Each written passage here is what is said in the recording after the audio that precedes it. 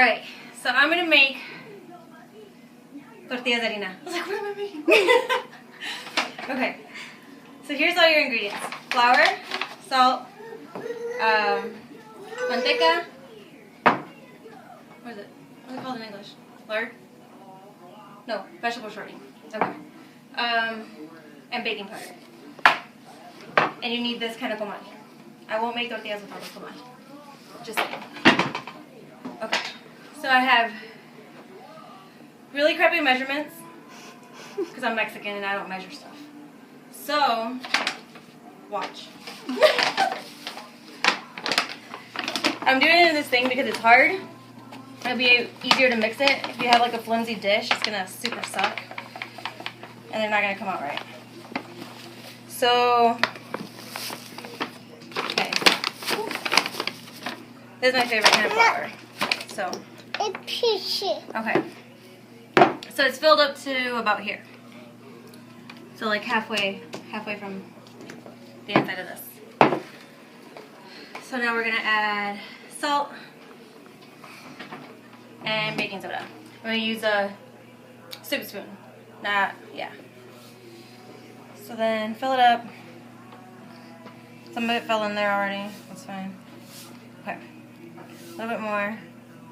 Because I just know how much I need. So, put the salt. Messy's my helper. Okay. Baking powder.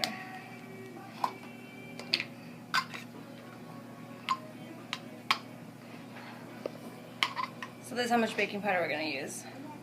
I have no idea what that measurement is, but that's how much we're going to use. And then you have to mix all this stuff around to get it everywhere. So do it with a spoon, mix it everywhere. I might decide in a second I'm going to use more. I don't know. Pay attention, Missy? Yeah. Okay, so then we mix that everywhere. And actually I am going to use a little bit more salt. That's a lot of flour. So it ended up being about 2 soup spoon measurements of that. Tiny little bit more baking powder. See, this is going to confuse you guys. You're never going to know what you're doing. Alright. So then, don't forget to wash your hands before you do this. It's pretty disgusting. Okay, mix it around, You're done. So then, vegetable shortening. We're going to put this in the cup.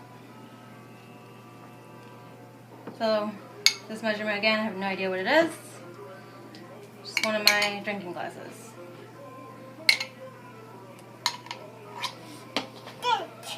Don't touch that, Messy. You have not washed your hands.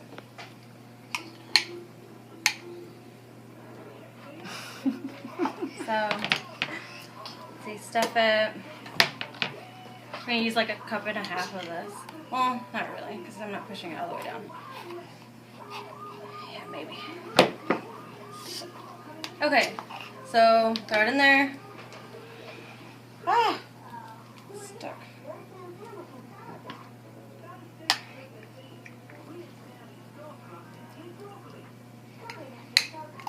Okay, so you need more.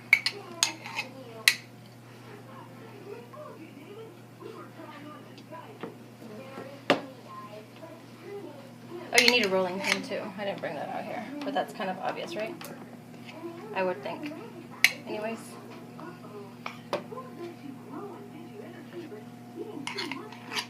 Okay. So like I said, I might decide in a second I'm going to use more of this. Okay. So let's just start off with what I've put in there so far. So, the flour, the manteca, the salt, the baking powder, you do all that first, before any water. That's probably what a lot of people mess up on. So we're going to just pour the flour over all the manteca, because then it's going to be kind of gross. And you start mixing in the manteca with the flour.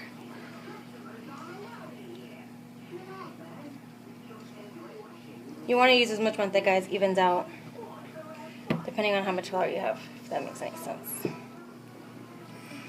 Okay, so we're mixing this around. You want to get this like evenly. And actually I think I might have had too much, so I might add more flour. This starts to hurt your hands, especially when you use this much flour. So if you're a weakling, do not try this at home.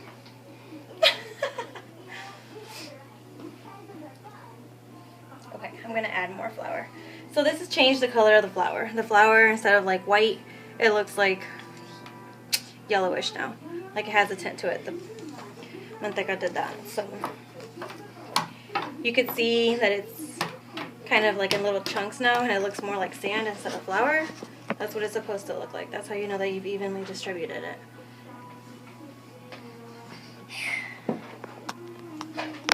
Okay, so I'm going to add a tiny little bit more because I can feel it in my hands. That's a lot of flour I added, so that should tell you something. Yeah, baby. So it didn't change the appearance that much, so you're going to be super confused again, like I said. But the point is for me to teach you how to make this slightly, and then you have to kind of figure it out, because that's the way I did it.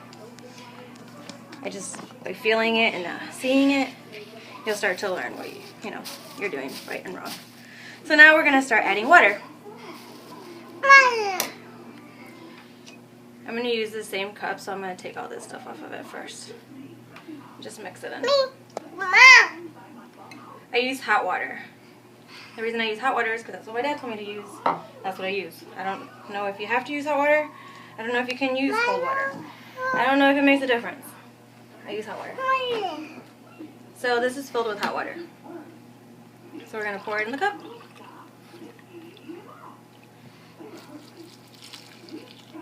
Do one. Do another one. Now I want to start mixing it around. It's going to probably need more, but I just like to mix it in pieces because then you might over add water. So this is like super sticky, and that's fine. You just have to keep mixing it and mixing it. It smells really good. You're doing a great job. Thank you. Okay. I don't know where it comes from. So look at this, super sticky. That was just with 2 cups of water, and I might possibly not even need more. I'm going to move some of the flour from the bottom to the top to get that mixed in here. Okay. Again, do this in sections because if you over add the water, then the rest of the ingredients are screwed.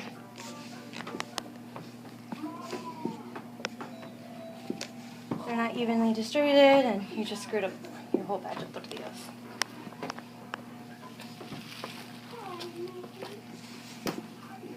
Okay, so there's still a ton of flour down here. See? Still got a ton of flour down here. So we're going to add more water. In this cup again.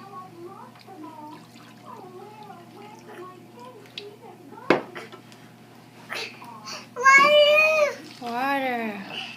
Okay, I added another cup. Some people might think this feels nasty. Cooking is clearly not for you.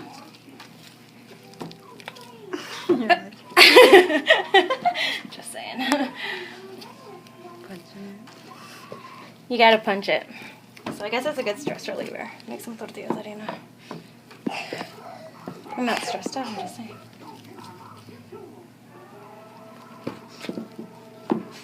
Woo!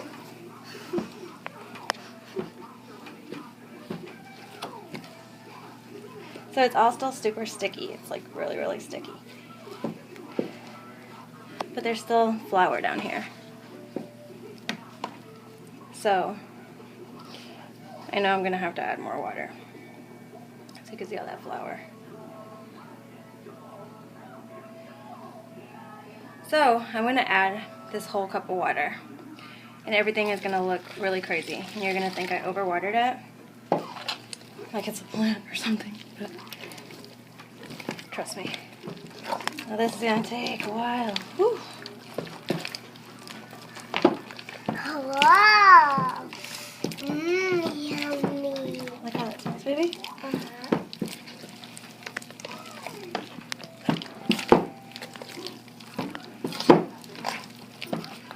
I like how the masa smells. You can see this is taking a beating. So if you use a flimsy dish, you're going to be super screwed.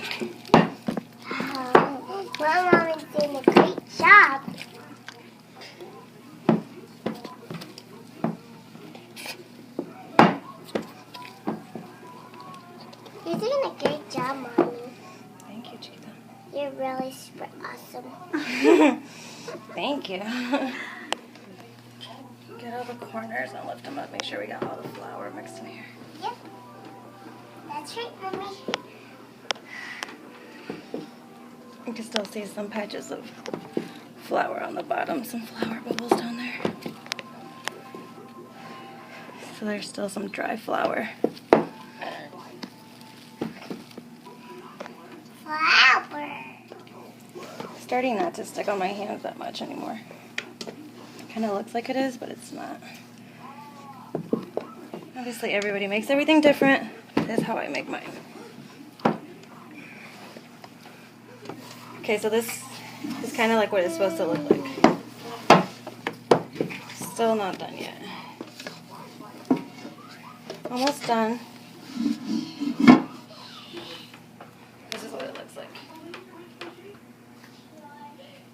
So this is all stuck together, but it's not sticking to my hand anymore.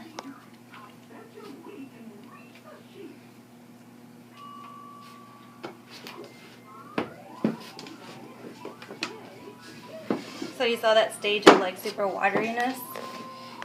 You just gotta keep kneading it. Keep mixing it and ultimately you'll get this. Okay, when we get to this point, we make our little balls. You want to put flour on the base of wherever you put them. Usually I just put them on the counter next to the stove and then they're ready from there. But since I'm at the table, I'm just going to put them in here. And I might not even be able to fit all the ones I need to make on here, but just to give you an idea of what you're doing. So, however you want to roll them. They don't even have to be a circle. Just one.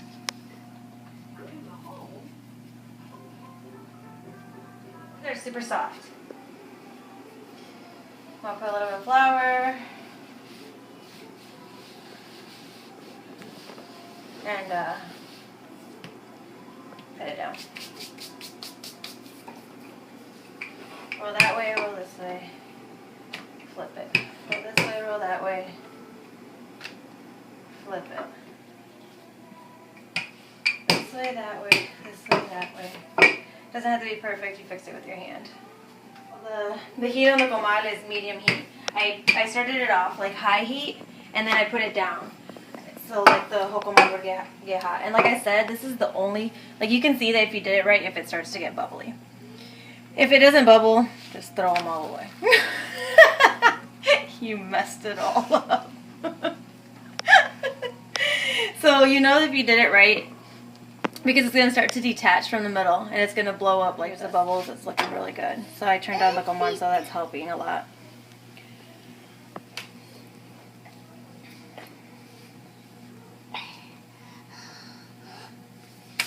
So actually let me try the first one, see if it tastes good.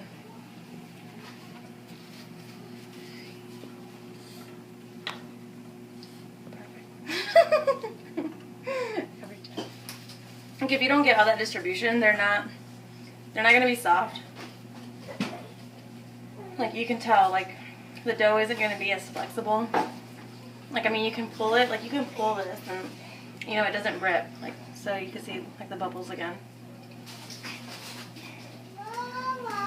And I've done that before. I've done it where I put them on the comal, and it doesn't rise. Like it doesn't rise at all. And I'm just like, shoot, I screwed it up. But I haven't done that anymore. I know how to do it now.